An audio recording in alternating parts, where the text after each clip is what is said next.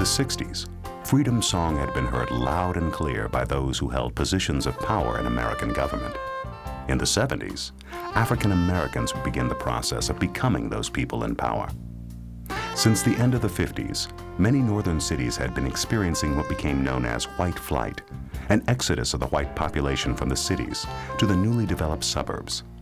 This presented an economic and social crisis in many large urban areas across the country. A dwindling tax base, an increase in violent crime, diminishing federal support for social programs. All of these resulted, in part, from the white population relocating to the greener pastures of suburbia. But this exodus provided something else, an opportunity for African Americans to maneuver themselves into positions of power, to take the helm of these beleaguered urban areas. Like the Tuskegee Airmen had in World War II, they could prove that they had the courage and the talent to get the job done. Initially, the black politicians were faced with many issues that made it difficult. There was a lower tax base, there was economic hardship in the inner cities, there was white flight, which also affected the tax base, there was violence. They had to wrestle with all of these issues, so they had enormous problems. They overcame those. They persevered, and in most cases made their cities better places to live. In 1968, Richard Hatcher was mayor of Gary, Indiana. He was one of two African-American mayors in America, the other being Carl Stokes in Cleveland, Ohio. 4 years after taking office, Mayor Hatcher helped organize the National Black Political Convention in his hometown. On March 10th through the 12th, 1972, several thousand African Americans converged on West Side High School in Gary, Indiana, for the National Black Political Convention. The convention pulled together a cross-section of people representing a wide range of political philosophies. Republicans, Democrats, nationalists, socialists, and independents all came to address an ambitious agenda. It was a convention that brought together all aspects, all segments of the black community to deal with the issues of African Americans in America. I don't think there was a political leader any place in the country that was black that wasn't there at that convention. You have people like Maynard Jackson, Jesse Jackson, and all the elected mayors at the time were there at that convention. And the objective was to develop a political agenda for African Americans. In fact, they toyed with even developing an African American political party. That never transpired. What emerged from the conference was a motivated political force, spurred on by the belief that their time had come. African Americans would begin an aggressive assault to attain the power that had been denied them for so long. And the urban sprawls that in many cases had fallen into decay were the logical place to mount their offensive. One by one, victories were made. Elected mayor of Atlanta, Georgia the very next year in 1973, Maynard Jackson was the first African American to serve as mayor of a major southern city.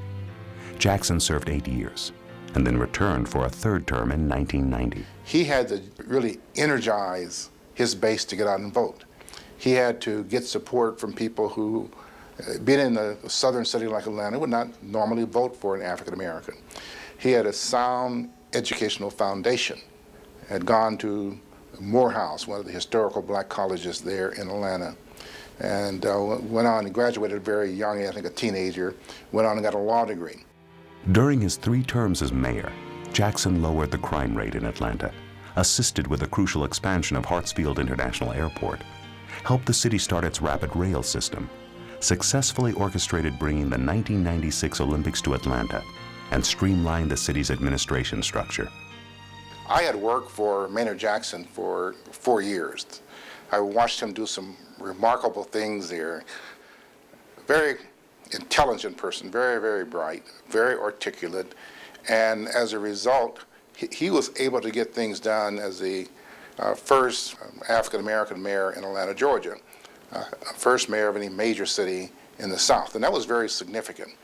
He, in my estimation, is really the father of affirmative action in America because he believed in it, he insisted that the job get done, and it did get done because of his perseverance. That same year, across America on the other coast, another African American was also making history. The son of sharecroppers and the grandson of a slave, Tom Bradley first ran for mayor of Los Angeles in 1969. challenging the conservative incumbent, Sam Yorty. Bradley finished first in the primary, but lost in the general election after a bitter campaign in which Yorty portrayed him as a black militant and ultra-leftist. Undeterred, Bradley opposed Yorty again in 1973, this time successfully, having built a powerful citywide racial, religious, and ethnic coalition. He won re-election an unprecedented 4 more times before retiring in 1993. Well, he's LA's greatest mayor. He was a man who will stand tall above the others. He was a coalition builder. He was someone who brought Latinos and Jews and African Americans together. A man of results.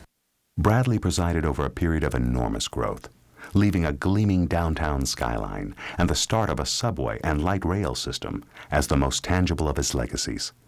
He was also key to the racial peace that the rapidly diversifying city enjoyed during most of his 5-term hold on the mayor's office. He opened doors for minorities and women to serve on city commissions and advance in the employment ranks at City Hall and share in city contracts. He positioned the emerging metropolis to take its place as an international trade center, and a dozen years before Maynard Jackson did it in Atlanta, brought the city a glowing spot on the world stage with the Olympic Games in 1984. Mayor Bradley was a people's mayor. He just seemed to care about people. It didn't matter if you were African American or, Asian or Hispanic or Anglo-American. He just cared about people. And I believe his interest was genuine. I believe he wanted people to succeed. He cared very deeply for the city of Los Angeles and wanted this to become a very great place to live. And I believe he achieved a lot of those goals in the 20 years that he was the leader of the city. As the decade progressed, more and more mayoral elections were won by African Americans. By the end of the 70s, African American mayoral victories were scattered throughout the entire urban landscape of America. In one major American city, however, victory remained elusive. Chicago was a city infamous for its racial tension. In 1966, during a march in Chicago to draw attention to the open housing issue, Martin Luther King had been stoned by an angry mob. But in the end, even Chicago arrived at a moment that it could no longer turn a deaf ear to Freedom's song. Now, back in Chicago, there were all kinds of rumors that Harold Washington might be running for mayor. But none of those rumors had been verified. And so I said, Congressman, word on the street is that you're going to run for mayor. Is that correct? And he just laughed. And sure enough, he ran for mayor. Harold Washington, U.S. Congressman from the 1st District in Illinois, announced his candidacy on November 10, 1982. He wasn't expected to win. The black mayoral candidate never won in Chicago. But this mayoral primary was different. Incumbent Mayor Jane Byrne was pitted against her arch-rival and heir apparent to the Chicago Democratic political machine, Richard M. Daley, the son of the former 5-term mayor.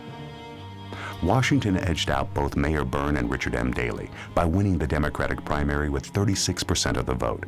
He would face Republican Bernard Epton in the general election. Normally, it would have been no contest. The Republican mayoral candidate never won in Chicago. But like the primary, this election was different. The Republican candidate moved quickly to capitalize on the race issue. His campaign slogan became, "Epton, before it's too late."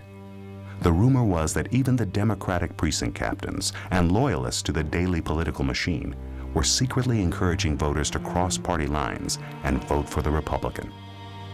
But on Election Day, the city of big shoulders proved that it was indeed ready to embrace an African American as mayor.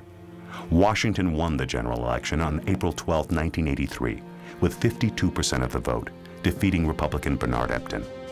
I will never forget the night that he won and the celebration that occurred. I believe it was at McCormick Place. A lot of people were happy that night, and it was a good beginning.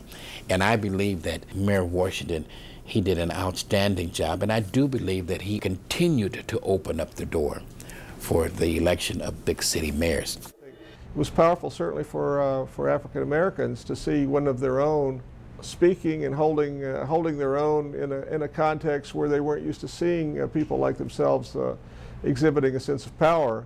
And I think it was also enlightening for the white community to see people who are articulate and thoughtful and powerful speakers speak to the same issues and topics that concern them. The number of African American mayors grew from 2 in 1968 to 48 in 1973, to 316 in 1990, and to 531 in 2004. At one time or another, black mayors were elected to every one of the largest cities in the U.S., from New York to Los Angeles to Atlanta to Seattle. And what these trailblazers accomplished stretched far beyond the realm of the African American community. The interesting thing about looking historically at the black mayors, not only did they open up the political process for blacks, but they opened up the process for other minorities to take charge and become politically active. I've said when talking about my journey to City Hall that I grew up in City Terrace, a short distance from City Hall, but we all know what a truly vast distance it is. We had to overcome many obstacles to get here, and I can tell you that if there hadn't been a Tom Bradley, that journey would have been more difficult. You have to have coalition politics. You have to involve all the people because you're going to represent all the people. But you can't overlook the fact of race. Race is still very relevant in America. I think if you look at one thing that's consistent, all of the African American mayors have obtained a good education. And that includes myself. I went to college for 15 years and I'm not a slow learner. During those 15 years, I got a bachelor's degree, 2 master's degrees, and a doctor's degree. And I attribute that as the key to my success. In fact, I believe very strongly that the key to success in America is education. Freedom's song now echoed through city halls across the land.